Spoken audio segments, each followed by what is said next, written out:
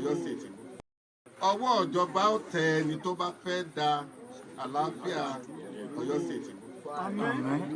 That much I can assure you. That very much. The long arm of law will catch up with whoever is disturbing the peace of Oyo State. Ajisebi Oyo láàárín, Oyo ò kì í ṣe bí bàbá ẹnì kọ̀ọ̀kan.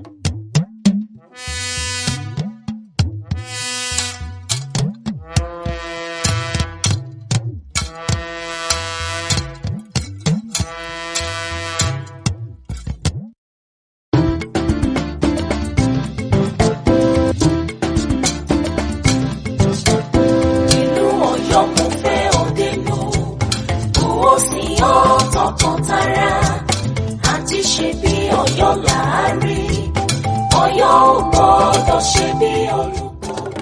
Àfọwọ́ ìrìnlẹ̀ Togo ìlú tàbí nígà. Ìlú Ọ̀yọ́ ìlú ọlọ́lá, ìlú Ọ̀yọ́ ìlú ọlọ́ba, ìlú ọlọ́gbọ́n ìlú ọmọràn, ìlú tọ́lọ́run ṣe ní pàtàkì, ìlú tọ́lọ́run yọ́nú sí. Ọmọdé Ọ̀yọ́ ẹ múra gírí, àgbà Ọ̀yọ́ ẹ múra kólẹ̀, ilẹ̀ wa ó lẹ́tù lójú, ilé lóko Ọ̀yọ́ kò ṣọ̀lẹ, títẹ̀ pamọ́ṣẹ́ la fi ń yangàn, iṣẹ́ ọwọ́ àwa làwa gbójúlé.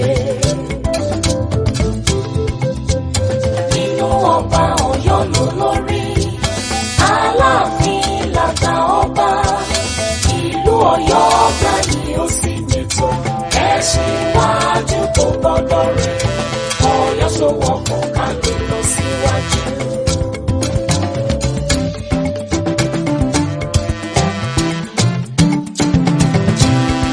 Wájú ni, wájú ni, ìlú Ọ̀yọ́ kò ní rẹ̀yìn, wájú la ó máa lọ. Wájú ni, wájú ni, ìlú Ọ̀yọ́ kò ní rẹ̀yìn, wájú la ó máa lọ. Wájú ni, wájú ni, Ọ̀yọ́ kò ní rẹ̀yìn, wájú la ó máa lọ. Ajisebi Oyo láàárín, Oyo ò kì í ṣe bí bàbá ẹnì kọ̀ọ̀kan.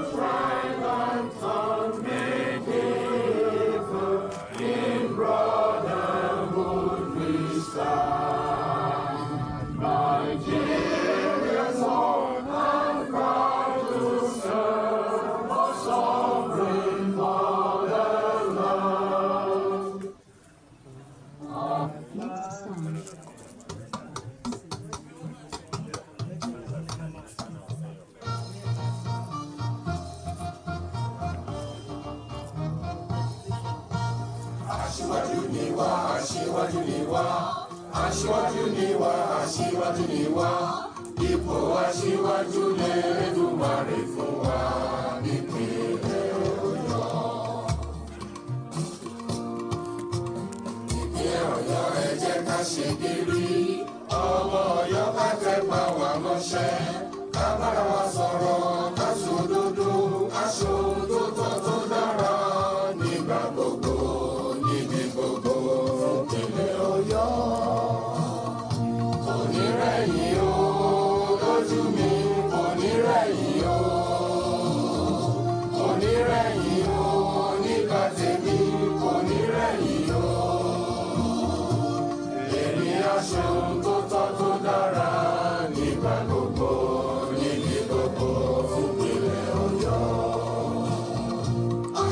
Thank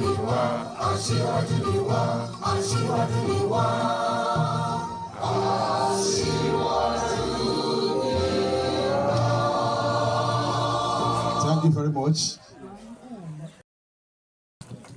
Your Excellency, the Deputy Governor of Oyo State, the former Speaker, distinguished Senator of the Republic of Nigeria, Senator Simone, my colleague, Honorable Commissioner for Local Government and Chieftaincy Matters, and Goburi Adito and Kale. Then I sincerely want to thank Reverend Dr. Kolaji Chu. All other protocols are duly observed. First and foremost, I want it to be on record. Today is my happiest day.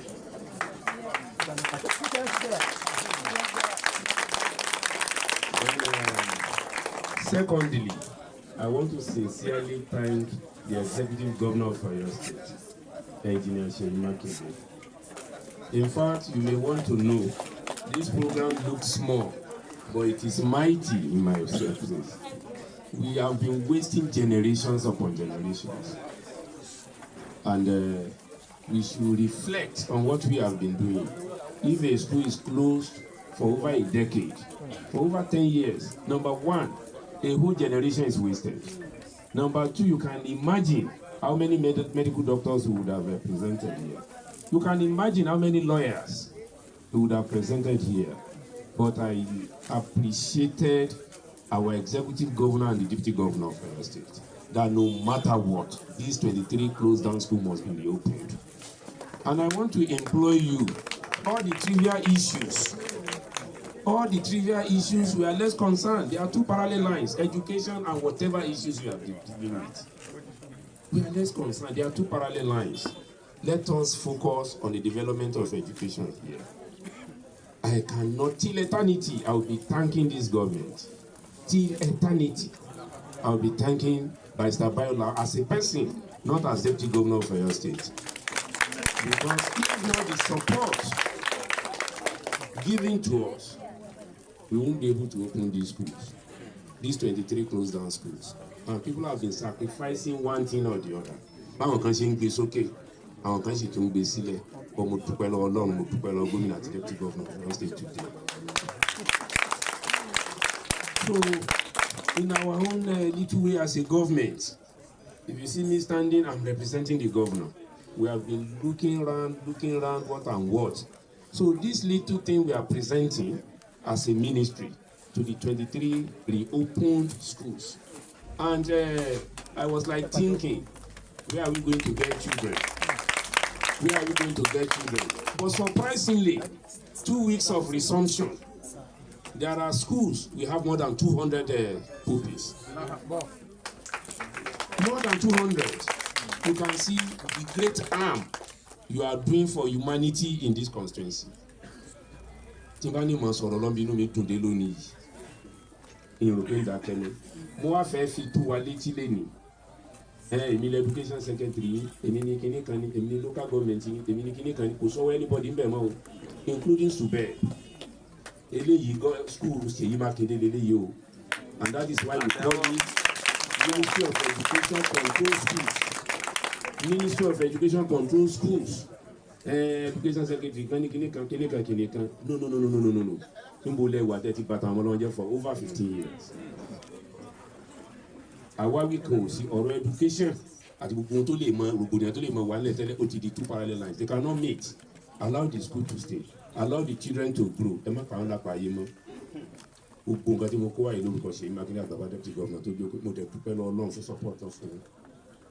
Today is my happiest day. In fact, if this is the only achievement I will have in office, to God be the glory.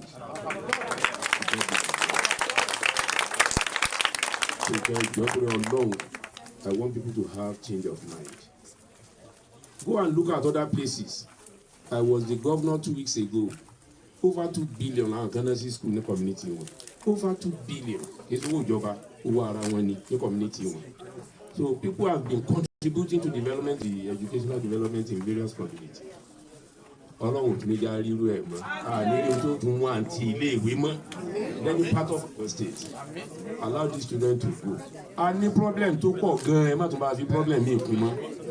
ìwọ̀n bá tá a ṣe ń yanjú lọ wẹ́rẹ́wẹ́rẹ́ bẹ́ẹ̀ bá bá wa dá sí ọlọ́wọ́n yàn ẹ má bá wa ìhun tí ó mú fàṣẹyìn ẹ má bá a lọ́wọ́ sí mọ́ ìwọ̀n bá tá à ń bá lọ wẹ́rẹ́wẹ́rẹ́ yìí when I told the deputy governor wọn làwọn ò rí governor wọn àwọn ọmọ tẹ ẹni ká lọ dá padà sí school yìí exercise books wo ni wọn ó lò wọn làwọn ò rí governor deputy governor dey make sure pé governor fún wa ló gbé ká ṣèwé fún wọn this for 23 school not for Oyo state exercise books ẹni tá a ṣe yìí is for this 23 European school it's not for Oyo state atúlé atúrọ̀ atúwàgbé àtàwò textbooks tí wọ́n máa lò rí wọ́n láwọn ọ̀lẹ́ fún àtọ́jú ẹ̀fún àtọ́jú gba àtẹ́jọ́ àmọ́pá àti ìṣe kankan torí lójoojúmọ́ ni mo ṣe ń dúpẹ́ lọ́wọ́ rẹ̀ fẹ́ Kọ́ládé lójoojúmọ́ ló ń kiri gbogbo ilé tó ìṣe láti ní ká mọ ìṣòro wo làwọn tó kọ́ tó bá jẹ́ sọ pé ìṣòro tá a ní nì tí máwọn ti ń gbowó oṣù ń bí ẹ lọ́wọ́ ní yàrá tó ń gbé òbí tí wọ́n ń sùn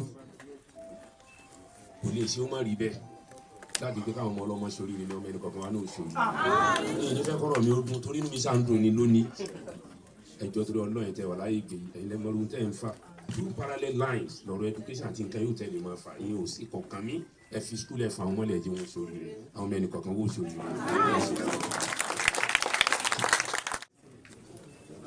bá a ṣe kábíyèsí fàlàfin.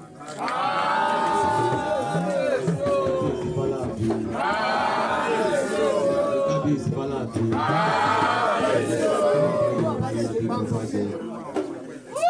Adúpẹ́ lónìí bí inú Professor Saliu ṣe dùn bẹ́ẹ̀ nínú alágbó náà dùn àti gbogbo èrò àgbọ̀ gbogbo èrò ọjọ́ ayọ̀ lọ́jọ́ òní dé fún wa ó lè jẹ́ pé ilé ìwé tó ń jẹ́ ṣíṣí lónìí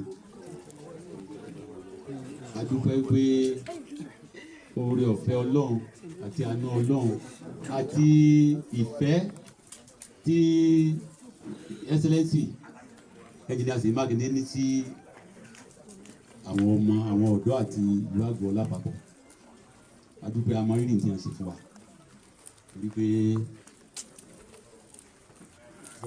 well over 11 years àti school ti wà títí ó sì jẹ́ pé àwọn ọmọ wa wọn tí ò lè lọ school mọ́ tẹ́ pé yẹn ti bà kárí àwọn jẹ́ lórí wípé à ń jà sí pé èmi mo nígbà èmi mo làwọn ó jẹ́ jẹ́ pé àwa ń wo bí ìjẹ̀bi bọ̀tán tí wọ́n wọlé máa wò pé ìjà gidi làwọn ń jà torí ṣùgbọ́n mo gbà pé kí èèyàn tó sọ ọ́ dòótọ́ ni máa ń pẹ́.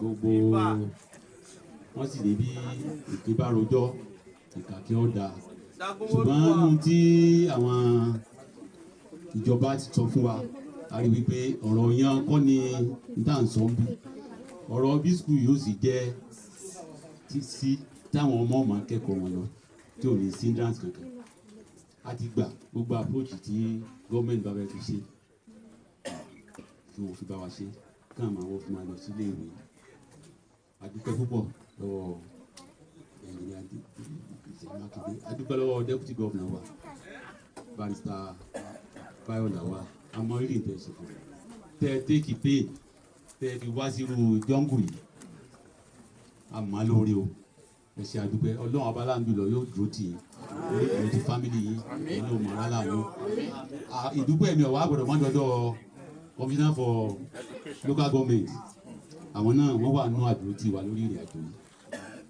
ọpẹ́ mi tún lọ sọ́dọ̀ ìyá wa distinguished senator Dr.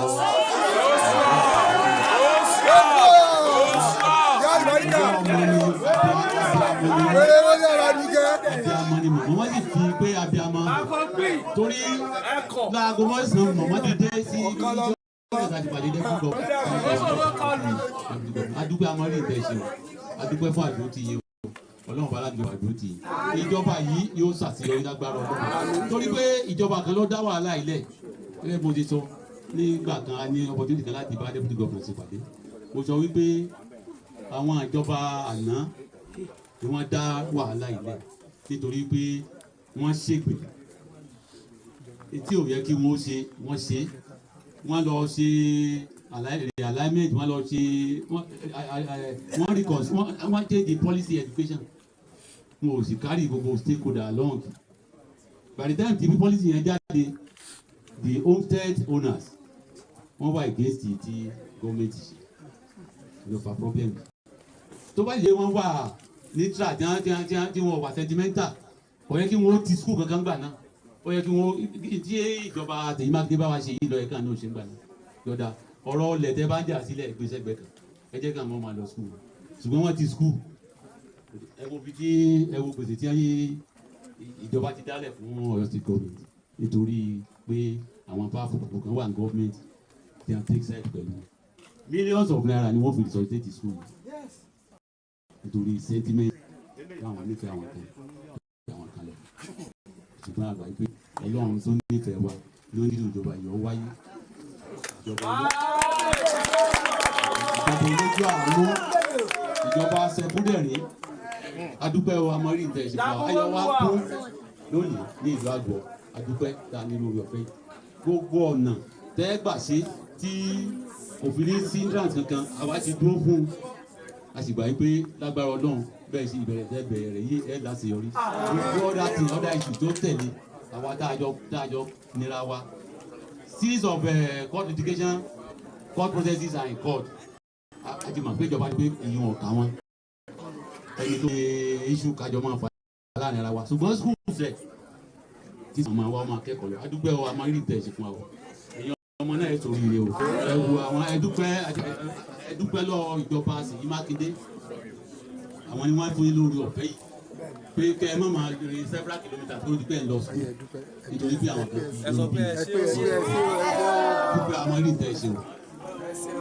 tọ́ bá mi kábíyèsí alágbo ọ̀bàgbọ́ àwọn náà ni ẹ̀ ń wò ní ojú móhùnmáwòrán yìí lẹ́ni tí gbogbo yín ò bá gbàgbé rí i pé a wà ní ìlú Àgbọ̀ ibẹ̀ náà la sì tún wà lọ́wọ́lọ́wọ́ yìí tí níbi tí igbákejì gómìnà ìpínlẹ̀ Ọ̀yọ́ pẹ̀lú àwọn àsọmọgbé wọn àti àwọn kọmíṣánná tó rí fún ètò ẹ̀kọ́ àti kọmíṣánná fún ètò oyè jíjẹ ní ìpínlẹ̀ Ọ̀yọ́ pẹ̀lú àwọn èèyàn jàǹkànjàǹkàn nílùú Ọ̀yọ́ pé àti rí àbá bishop Prince Ayọ̀ Ládìgbòlù lára àwọn orí adé àwọn èjìgbàrà ọrùn lẹ̀kẹ̀ ní àyín lónìí bàbá ní ṣókí kí ni nǹkan tá a wá ṣe níbí.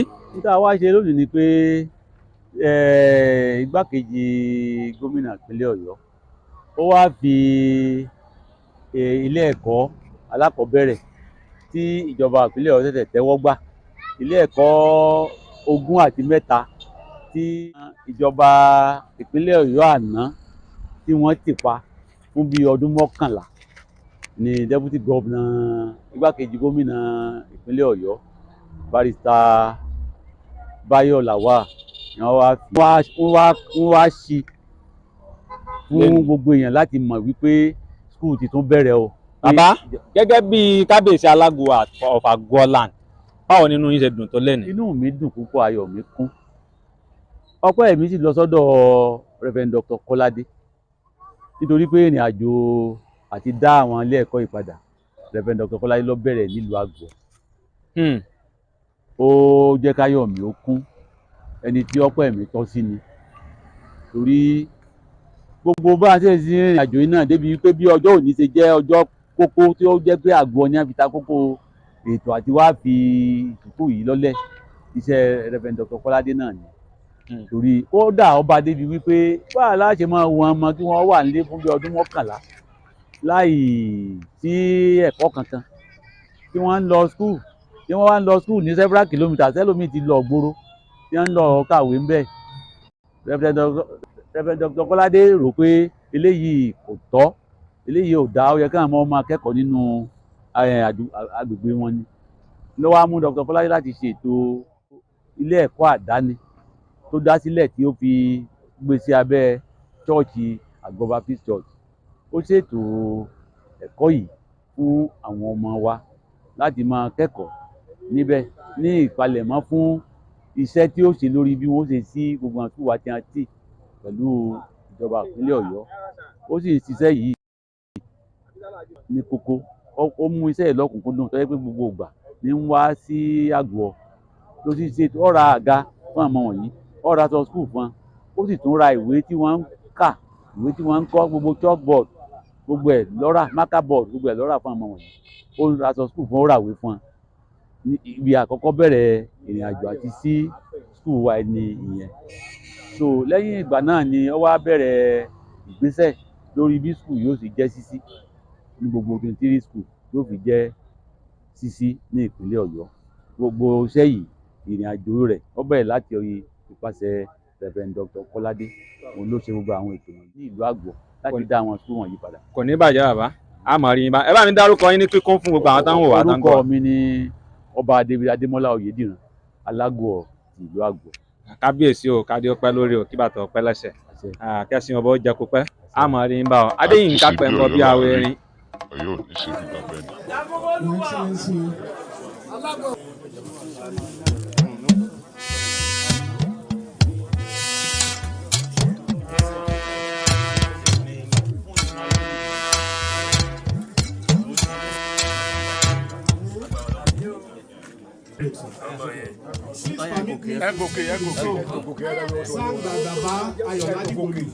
On September 15th, 2023, when Oyo was being commissioned by His Excellency, Engineer Dr. Alejo Igbakeji, he said, "Adúpẹ́, àwa yìí o, adúpẹ́, àwa yìí o, gómìnà ní ìṣẹ̀kúndẹ̀rí, ìwọ la bá ṣe o, adúpẹ́, àwa yìí o, àwa tó lórí ni, adúpẹ́, àwa yìí o, orí bàbá nù, gómìnà ní ìṣẹ̀kúndẹ̀rí, ìwọ la bá ṣe o.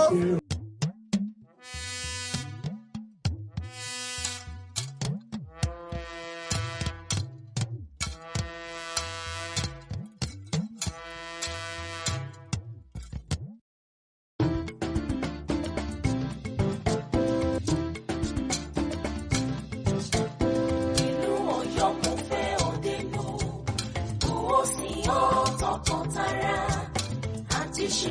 Sumano.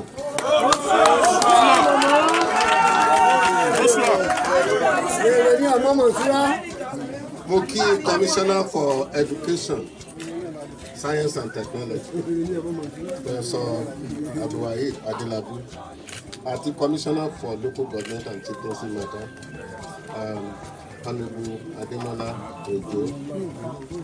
Mo kí gbogbo àwọn honorable members, tó wà níbí.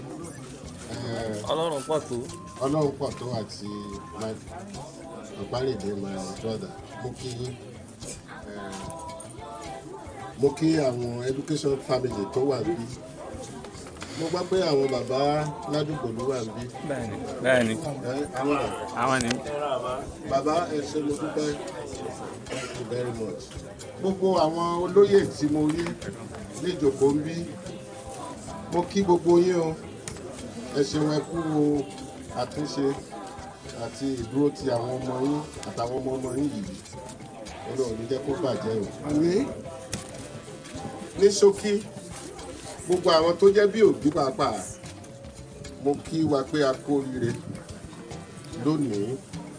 Bí Commissioner for Education gbọ́n ti sọ, a ti wà lẹ́nu ọ̀rọ̀ yìí ti pẹ́. Mo ti pè pàdé bíi 3 sí 4 sílùú Ìbàdàn. Èyí tá a pè last, mo pé bíi oṣù kan sẹ́yìn ni. Àwọn tó wà ń pàdé yẹn wà níbí. Most distinguished senators mọ́nù wà níbí. So lórúkọ gómìnà Engineer Ṣèyí Mákindé àti àpérò gbogbo wa ní mọ̀jẹ̀ ó bàjẹ́ fún àwọn ọmọ yìí. Kì í ṣe fẹ́yìn tí mo ń wò yìí o. Fún àwọn ọmọ mi yìí, gbogbo wọn ṣoríire. Bí wọ́n ṣe dúró tẹ́ ń wò wọ́n yìí, gómìnà wà láàrin wọn, mínísítà wà láàrin wọn, president wà láàrin wọn, doctors wà láàrin wọn, engineer wà láàrin wọn. Kò sí ipò tó dáa lágbàáyé tí àwọn ọmọ yìí wà ní síbẹ̀. Ọlọ́run dẹ̀ bá ní dá wọn sí. Oríire àwọn ọmọ yìí ni mo bá wá bí.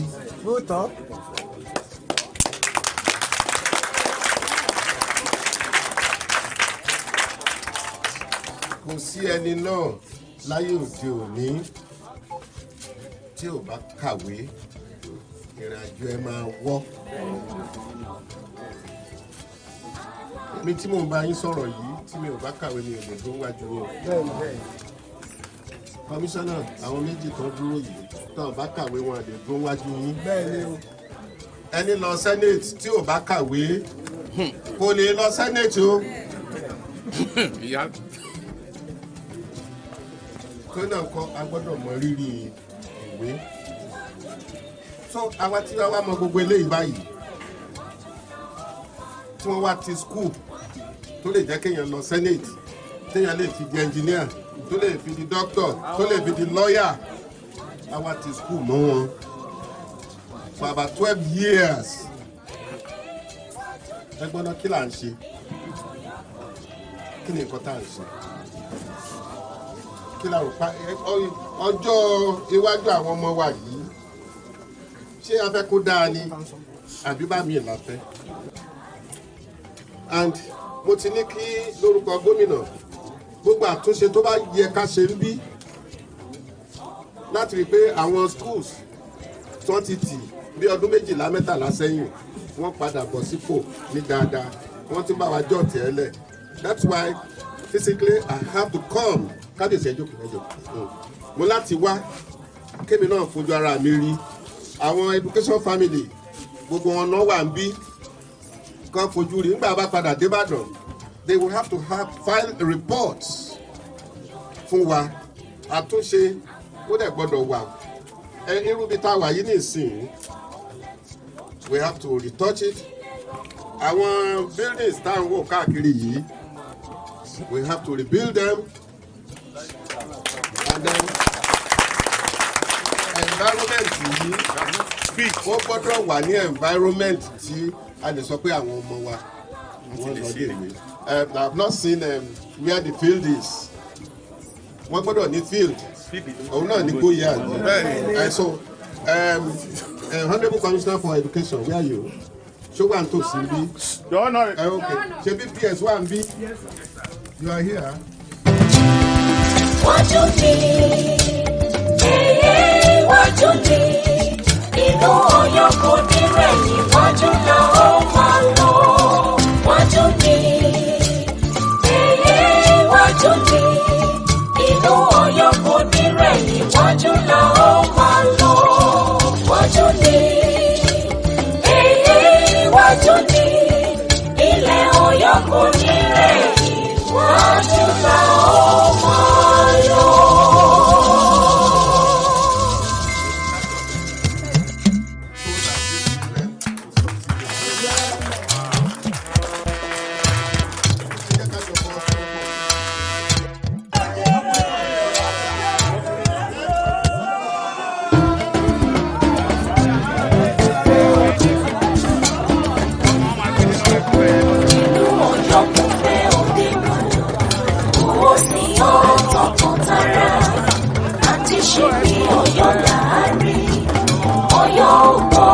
Ṣe bí olùkọ́ àfọwọ́rí pẹ̀lú ìmọ̀ ọgbọ́n orí ní pẹ̀lú èrò gbogbo ìlú tàbí nígà.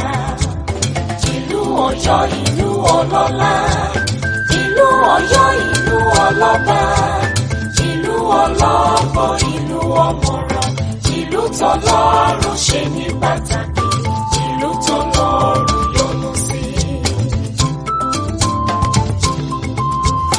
Ọmọdé Ọ̀yọ́ ẹ múra gírí, àgbà Ọ̀yọ́ ẹ múra kólẹ̀, ilẹ̀ wa ó lẹ́tù lójú, ilé lóko Ọ̀yọ́ kò ṣọ̀lẹ, títẹ̀ pamọ́ ṣẹ́ la fi ń yọ.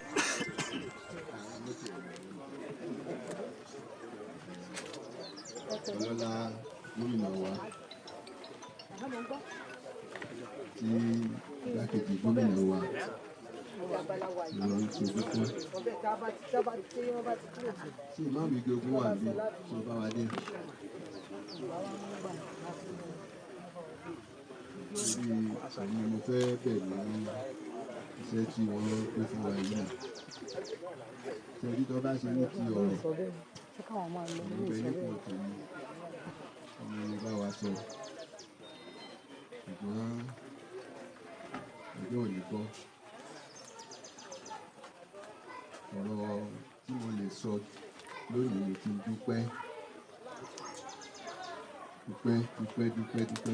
púpọ̀ lọ́wọ́ gómìnà wa.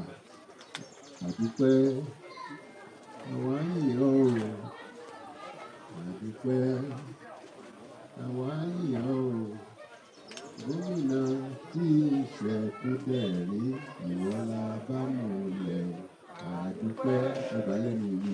Àwa yìnyín o, àdúpẹ́ àwa yìnyín o, gómìnà tí ìṣẹ̀kú dẹ̀rí ìwọ la bá mú lẹ̀ o. Orí Ọ̀yọ́ tí Ọlọ́run ní kó tẹnu mi jáde tí a fi ń yin gómìnà wa Olúṣèyí Mákindé Oyèbá.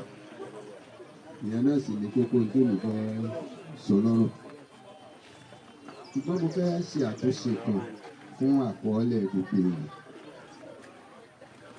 Ìjọba tó lọ wọ́n gbé ìgbésẹ̀ o lórí ọ̀rọ̀ yìí. Èmi ní àwọn ẹ̀rí lọ́wọ́ tó jẹ́ àkọọ́lẹ̀ wípé kí àtọ̀yọ́ àtàfijó ká di iléèwé wọ̀nyí lẹ̀ fún ìjọba. Wọ́n sì kọ sínú ìwé tí wọ́n ní ká fọwọ́ sí. Èmi àti Tífọláoyè la ṣojú Ọ̀yọ́ nínú ìpàdé yẹn ẹ̀ẹ̀mẹ́rin la sì pàdé náà ní Ministry of Education. Àti bá débi ká fọwọ́ sí ìwé yẹn kó tó di pé àgbọ̀n kan nú àwa méjèèjì kọ̀ pé ìgbẹ́ òrí bẹ́ẹ̀. Mo fẹ́ kí gbogbo ẹ̀yin tẹ́ ń bẹ ní kẹ́ ẹ gbọ́ yìí. Ẹni bá sì fẹ́ rí ẹ̀rí tí mo ń sọ yìí ń bẹ ní inú àwọn ibi tí mo tòwé sí. Nítorí náà ibi rere tí ìjọba tó lọ gbẹ́sẹ̀ sí òun ni ìjọba yìí wá gbẹ́sẹ̀ rẹ̀ lé. Àwọn wọ́n tọ̀ lẹ́yìn. Ìjọba yìí fi hàn wá wípé táwọn bá bẹ̀rẹ̀ nǹkan àwọn ọ̀tọ̀ lẹ́yìn débi pé ó di ṣíṣe. Ọpẹ́ ìyẹn kò ní dúró. Because you are able to follow up on your good intention until your noble dream is realized. Ara tó sì yẹ kí ìjọba máa ṣe fún wa ni báwa èèyàn bá jẹ́ ṣe kọ́ńdúkọ́ńdú tá a bá ń ṣagídí tá a bá ń ṣe kádìgbọ́n ìjọba jù wá lọ Ọlọ́run ló sì tó bẹ́ẹ̀. Kíjọba wa fẹsẹ̀ lélẹ̀ báyìí kó sọ pé èmi lọ́lọ́run fi jọba lé lórí ẹ̀ sóbi ẹ̀ bá ń lọ. Ìtẹ́ ẹ ṣe fún wa ni o ló sì jẹ́ ká lè dúró lágbo ọ lónìí kí iléèwé wa kí wọ́n sọ pé fíìlì ibẹ̀ tó ti di gbó láàrin ọ̀sẹ̀ méjì kó di fíìlì padà. Mo sì gbà pé ó ti di ṣíṣe náà ló mú wa tí a lè dé Olúwatẹ̀dó mọ́ àti pé àwọn Rẹ́fẹ́rẹ́ndé Délé Kọ́ládédà ọkọ̀ mi ló gbé wá àròpá wà láṣáájú yẹn ni. Ṣùgbọ́n mo ń sọ fún ọ pé mo ti rí Baálẹ̀ Àjàgbanú ọkọ̀ kan tí a bá ti rọ́kọ̀ rẹ̀ yóò mú ẹ débi tí a ń lọ àwa láti sáré bọ̀ lẹ́yìn yín. But àrà tẹ́ ẹ dá yìí àìrírú ẹ̀ rí.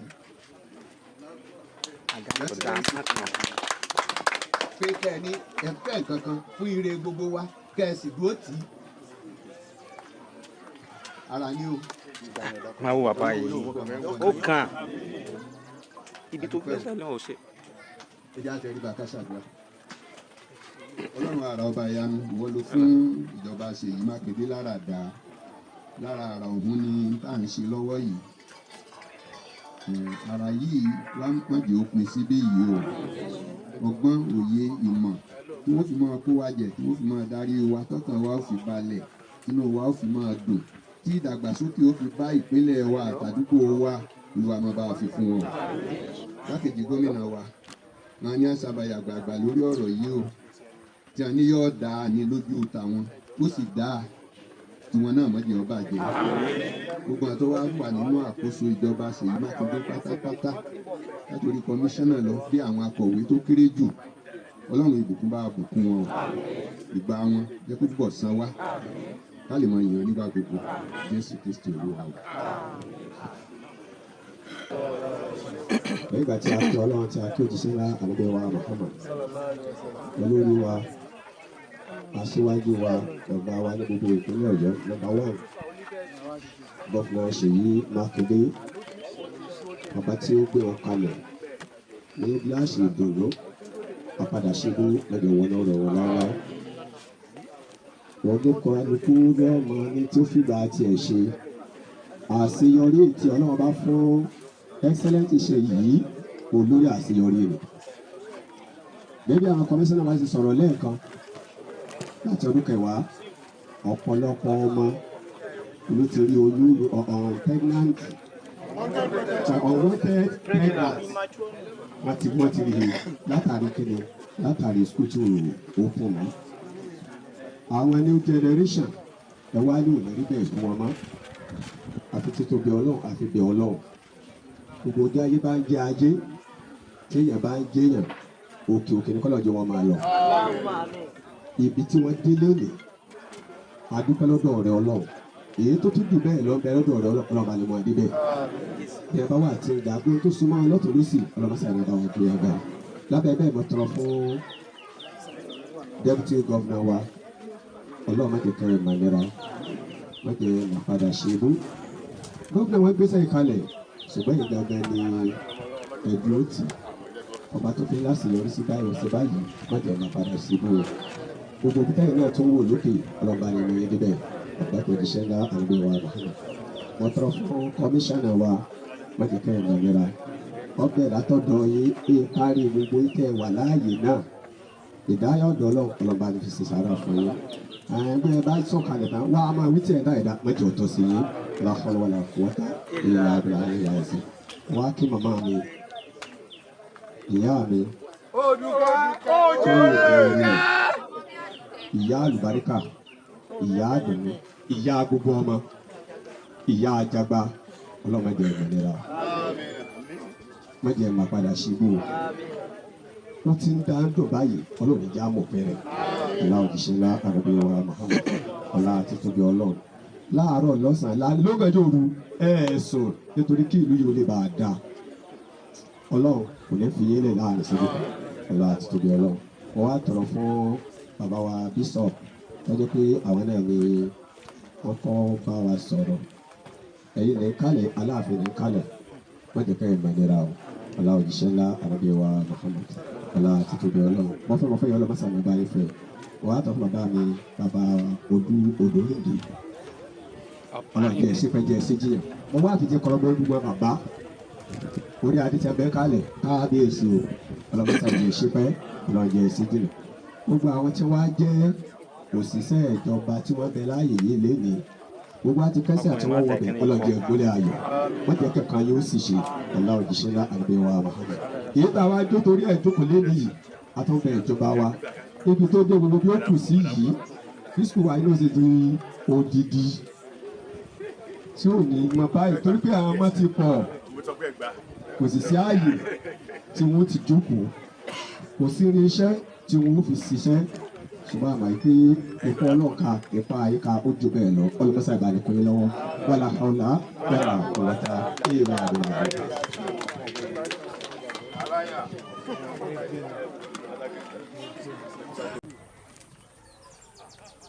tí wọ́n wí fún mi nígbà òsèré tó ogun bẹ́ẹ̀ni ilé fún mi àwọn kan apc ìyẹn rẹ̀ ló kéde tẹ́mi bá ti kúrò bí àwọn ó tún padà mo lọ bá bàbá mi ní bàbá tí bá gbá yín ní àbídẹ́kùn mo lọ́dà àrùn jẹ́ kẹ́ jáde tì lórí tó ṣẹlẹ̀ yìí tí kò gba àwọn bàbá yìí kò ní bàjẹ́ fún yín o gbogbo àwọn olóyè Ọ̀yọ́ yìí wọ́n dúró wọ́n nítorí pé òkú ṣe òkúrọ́ pé bí tọ́ọ̀ bá ń lọ làwọn bọ̀ lọ ẹ̀mí mi fẹ́ gbọ́ wà láàrùn kan gbọ́ ní Ọ̀yọ́ ìsì yìí tó tó tèmi bá ti lọ fún àwọn àbúrò ní ìpò padà tí ẹ bá jọ ní gómìnà mi báyìí ò màdáràn ìgbà tó wá yá ìbò wa kú ọ̀la gbogbo àwọn pàlẹ́ fún gbogbo wa pátápátá. Kí n tó gbàgbé iṣẹ́ méjì, ẹ jẹ́ kí n tètè sọ síwájú. Èkíní, ọ̀nàrẹ́bù wà pọ̀ tó, ẹ wo iléèwé tó ti bàjẹ́ yìí, blọ́ọ̀kì yìí, ó ní lápò ara òun máa pèsè fún wa. Ọlọ́run kò lápá lórúkọ màmá. Màmá náà ti forúkọ rẹ̀ ṣe nǹkan dáadáa síbí yìí. Tó tí wọn náà bá fi orúkọ màmá sí yẹn, ká fi ọ̀tún wẹ òsì káfùtù ọwọ́ mọ́ náà. Ọlọ́run ọgbà ìfọ̀bẹ́, Ọlọ́run ọ̀rọ̀ lọ́wọ́. Ìkejì rẹ náà yóò ní kankan tí ó ṣe mo mọ̀ bẹ́ẹ̀. So but there must be timeline for this project. Ìgbà wo ni ká máa retí ẹ̀dá? Excellent. Ṣé ẹ ti gbọ́? Ìparí oṣù kìíní ẹ̀sìn ìdáhùn. Iṣẹ́ kìíní tí mo fẹ́ jẹ́ ni. Ìkejì tí mo fẹ́ jẹ́ ni tí distinguished senator Monsura Sumonu káwọn náà ṣe. Wọ́n ti ṣerú ẹ̀ ní Ògùn Ọ̀tá tí ń bọ̀, Àgùn Ọ̀tá tí ń bọ̀. Wọ́n dẹ̀ ti tún pa mọ́ mi létí. Eléyìí ṣe òṣèlú, and I thank you very much. Èmi ò tí àsìkò òṣèlú bá dé, á jọ ṣe. But this is not politics at all. This is about our children and grandchildren. Tó lè jẹ́ kí gbogbo àwọn orí adé, gbogbo àwọn olóyè àtàwọn bàbá wa tó mú wọn wá jókòó níbí lọ́sàn-án yìí. So màmá wa distinguished senator Monsura Sumonu, wọ́n ní gbogbo àwọn ọmọ yìí àtàwọn tí ò tí enroll, tó bá ti enroll, uniform school wọn Ọlọ́run gbé àwọn gbé.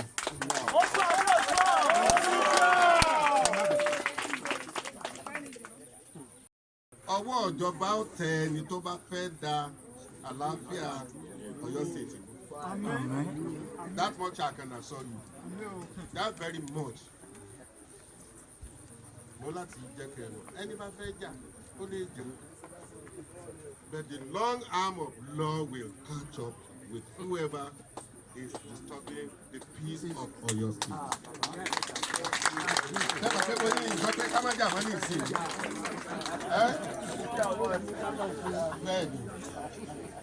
Because I have to say that ẹ̀mẹ́ta láti pé àwọn èèyàn wa níbàdàn pé ẹ má jẹ́ ká jà, ẹ jẹ́ ká fi tùbí ìlòdì, ẹ jẹ́ ká fi ṣe. And I will tell you as a lawyer,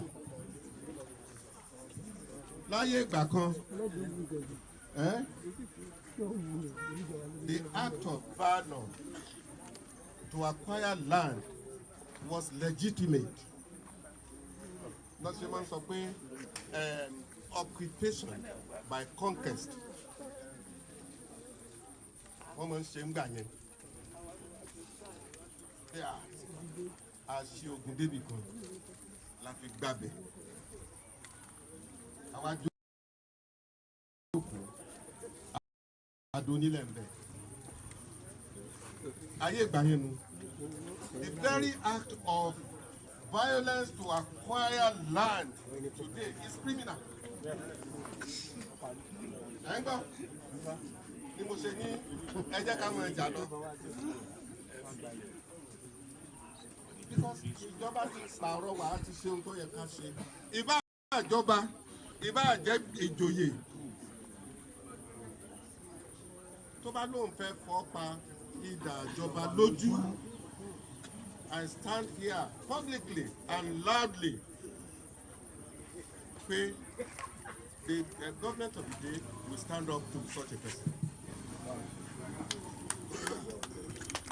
This is not me ò sọ ọ̀rọ̀ àkójẹ àbí nǹkan kan.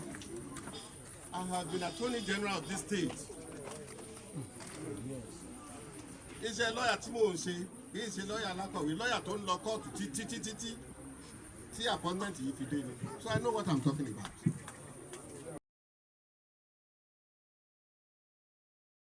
Ọwọ́ ìjọba ó tẹ ẹni tó bá fẹ́ da àlàáfíà Ọ̀yọ́ State. That much I can assure you. That very much. The long arm of law will catch up with whoever is disturbing the peace of Oyo State. Ajisebi Oyo láàárín, Oyo ò ti ṣe bí bàbá ẹnì kọ̀ọ̀kan.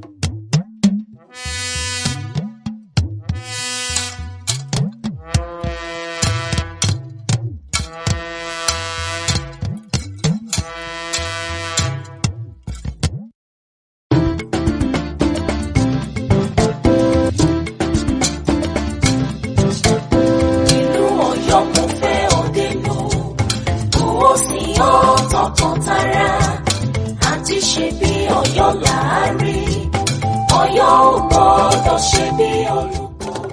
Àfọwọ́ ìrẹ̀lú tógo ìlú tàbí nígà. Ìlú Ọ̀yọ́ ìlú ọlọ́lá, ìlú Ọ̀yọ́ ìlú ọlọ́ba, ìlú ọlọ́gbọ́n ìlú ọmọràn, ìlú tọ́lọ́run ṣe ní pàtàkì.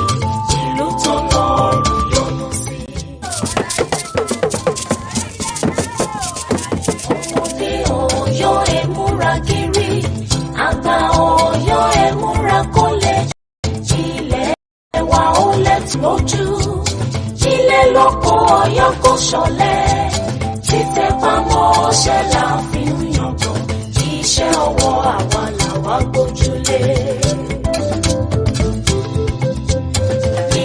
Ọba Ọ̀yọ́ ló lórí, Aláàfin làgbà ọba, ìlú Ọ̀yọ́ ọba ni ó sì nìtò, ẹṣin iwájú tó gbọ́dọ̀ rẹ̀, Ọ̀yọ́ sowọ́pọ̀ ká lè lọ síwájú.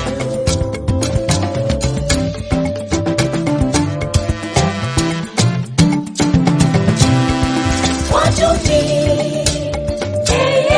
wájú ni, ìlú Ọ̀yọ́ kò ní rẹ̀yìn, wájú la ó máa lọ. Wájú ni, wájú ni, ìlú Ọ̀yọ́ kò ní rẹ̀yìn, wájú la ó máa lọ. Wájú ni, wájú ni, ìlú Ọ̀yọ́ kò ní rẹ̀yìn, wájú la ó máa lọ. Ajisebi Oyo láàárín, Oyo ò ti ṣe bí bàbá ẹnì kọ̀ọ̀kan.